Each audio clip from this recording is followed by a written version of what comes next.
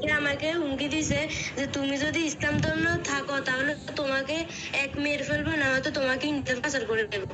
আপনি কাকে দায়ী করবেন এখন যদি আপনাকে অপহরণ করে কেউ নিয়ে যায়? না আপনি কাকে সন্দেহ আমি করেন? পাপ্পু সাহেবকে দায়ী করবো। পাপ্পু শাহকে দায়ী করবেন? আমার তাহলে যদি কিছু হয়, আমি যদি মারা যাই, এটার জন্য পাপ্পু সাহেব দায়ী। পাপ্পু সাহেব এবং মানে হিন্দু সংগঠনের লোকেরা আমাকে ভয় দেখাচ্ছে যে আমি যদি ইসলাম ধর্মে থাকি আমাকে মেরে ফেলবে এবং বা ইন্ডিয়াতে পাচার করার পরিকল্পনা করতেছে ওরা। কাজ করতেছে কিনা? পাপ্পু সাহেব এবং সংগঠনের লোকেরা ওরা নির্যাতন করতে পারে। ওরা যদি আমাকে আরেকবার নিয়ে যেতে পারে, ওরা আমাকে আবার ইন্ডিয়াতে পাচার করে দিতে পারে। আচ্ছা, মানে ইন্ডিয়াতে ফাসার করে দিতে পারে, এটা আপনি কিভাবে বুঝলেন? যে সে কি আপনাকে আগে বলছে যে ইন্ডিয়াতে ফাসার করে দিবে কিংবা এমন কিছু? সে আমাকে হুমকি দিছে যে তুমি যদি ইসলাম ধর্ম থাকো তাহলে তোমাকে এক মেরে ফেলবো, না হয়তো তোমাকে ইন্ডিয়াতে পাচার করে দেবো। তাহলে এটা পাপ্পু শাহ বলছে? হ্যাঁ, পাপ্পু সাহেব বলছে। আর আবার ওরা আমাকে যেদিন কোর্টে উঠানো হয়েছে ওদিন আমাকে দিয়ে একটা মিথ্যা ভিডিও বানাইছে আমার হাতে। ওরা তো এরকম একটা ভিডিও বানাইছে কি ওরা। আপনি কি ভিডিওতে মানে কি বলতে বলছে ওরা? আমাকে বলতে বলছে যে ওরা আমাকে জোর করে ইসলাম ধর্ম গ্রহণ করাইছে, তারপর ওরা আমাকে মেরে ফেলবে এরকম হুমকি টুমকি দিছে, এরকম একটা ভিডিও বানাইছে আমারে।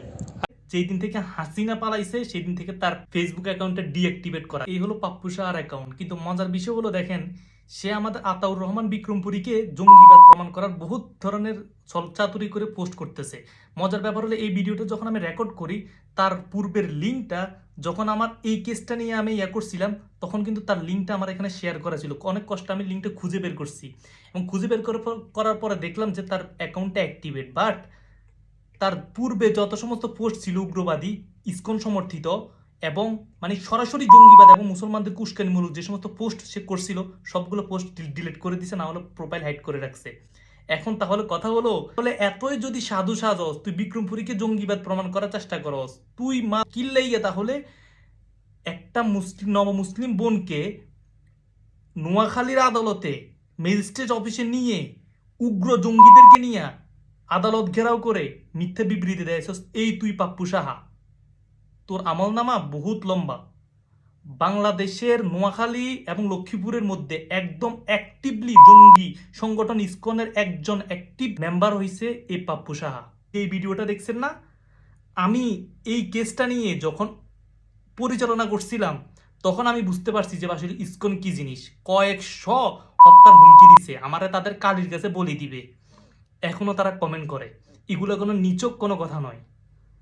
এই কালির কাছে বলি, এটা কি জানেন? শয়তানকে খুশি করতে তারা করে।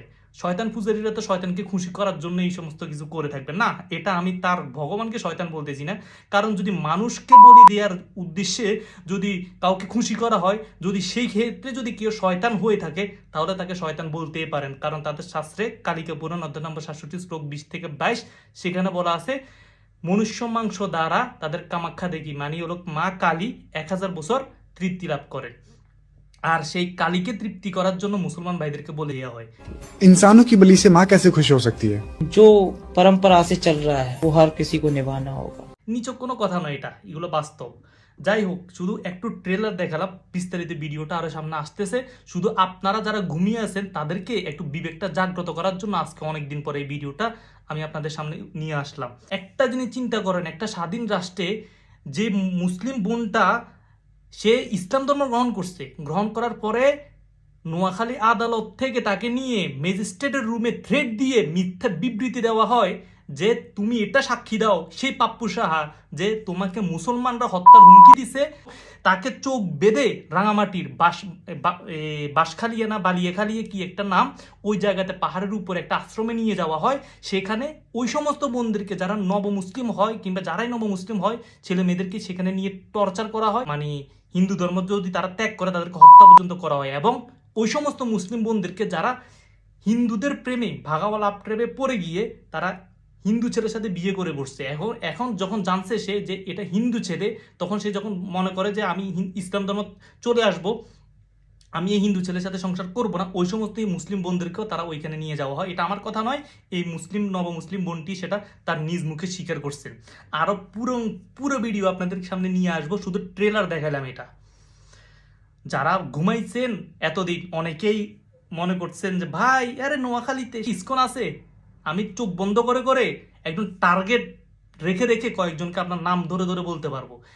ঠিক আছে, শুধু একটা সিম্বল বলে দিই, হাতে লাল ফিতা আছে না, যতই ভালো সাজুক সে গোপনে ইসকনের হয়ে কাজ করে। কথা বুঝছেন? শুধু একটু সিম্বল বলে দিলাম, আপনারা মুসলমানরা ঘুমাইতে পারেন। ওরা কতটা ঐক্যবদ্ধ সেটা আপনার ধারণাও নাই।